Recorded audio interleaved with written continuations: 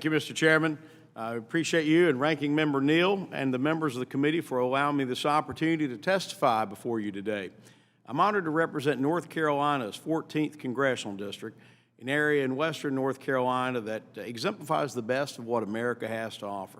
But we also have a long way to recover from the devastation of Hurricane Helene. I represent a lot of hardworking families, small businesses, and resilient communities. These folks embody the American spirit of grit and determination. To be frank, they're tough, but they're stretched thin as we put our resources toward rebuilding western North Carolina.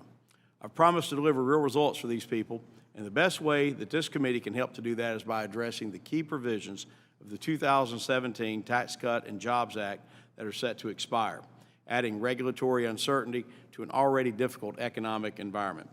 Making these tax cuts permanent would give working families, small businesses, and communities in North Carolina and across the United States the opportunity to thrive. These policies are proven to promote business expansion, job creation, and economic growth. We cannot afford to allow them to expire. Just look at what the TCJA has done for our manufacturing sector. It made it permanent. It's projected to generate $284 billion in new GDP growth. In my district alone, over 45,000 people are employed in the manufacturing sector.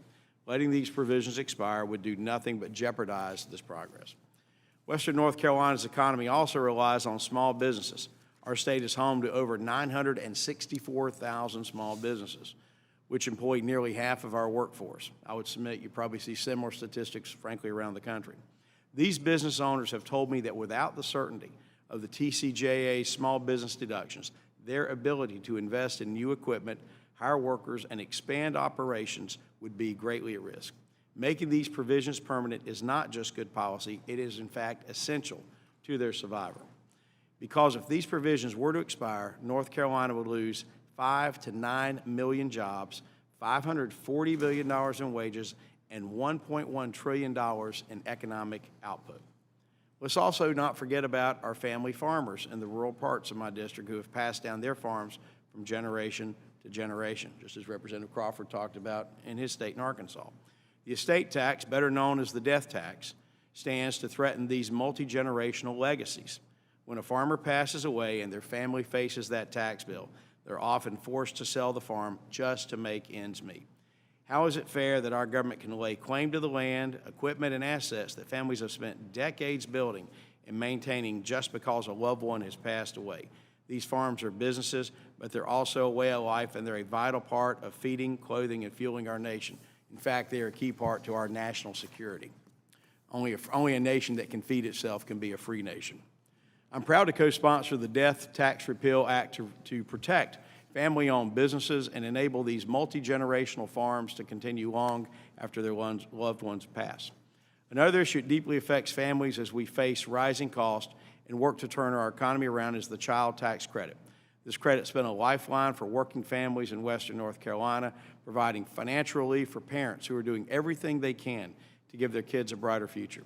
By increasing the credit and indexing it to inflation, we can help families keep up with the rising expenses and give them the resources they need to succeed. It just makes sense so we can empower parents and give them a fair shot at the American dream. As we address the economic challenges facing families, we cannot ignore the importance of affordable and accessible health care.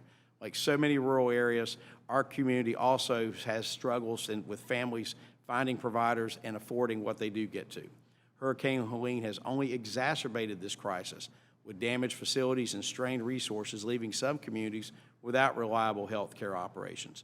We need policies that incentivize providers to serve rural areas, reduce out-of-pocket costs, and ensure every American, regardless of where they live, can have access to quality care. Again, I want to thank the committee for giving me the opportunity to address these issues on behalf of the hardworking people of North Carolina's 14th District.